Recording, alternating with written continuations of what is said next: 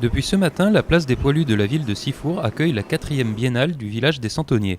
Un événement à l'initiative de la ville de Sifour et de l'organisateur Georges Dalmas, où plus d'une trentaine d'artisans ont répondu présents avec leur création. Mais pas question pour autant de parler de foire au santon.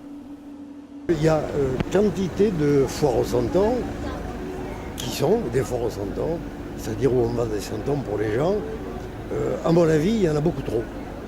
Il y en a beaucoup trop au détriment du travail personnel des santonniers parce que, ayant trop de foires au santon, ils vont être obligés de produire beaucoup plus. Et si on produit beaucoup plus, on risque de le faire au détriment de la qualité. Une biennale consiste à regrouper des santoniers professionnels, bien sûr, mais surtout à ce que chaque stand ait son représentant, à savoir celui qui va créer. Mais il faut, je pense, inciter les gens à regarder et à discuter. À regarder le santon, il faut le voir sous toutes ses formes. C'est un coup de cœur, le santon.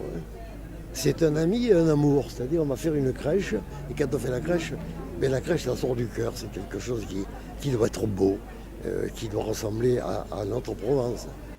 Vous l'aurez compris, en plus des santons, c'est aussi la Provence qui est mise à l'honneur. Ainsi, la biennale accueille l'association Tervaroise Réalité et Promotion, composée d'agricultrices qui proposent leurs ouvrages et recueils culinaires.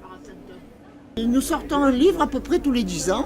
Et là, on vient de sortir le 3e tome, où il y a une large part qui a été donnée aux santonniers.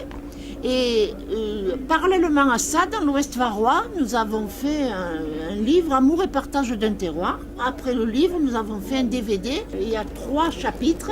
Le premier, c'est un diaporama sur le livre.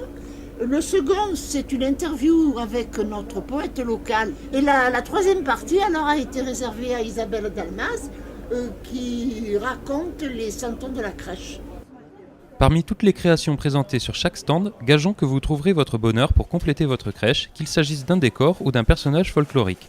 Mais il faudra vous dépêcher car dimanche soir, les artisans auront quitté la place.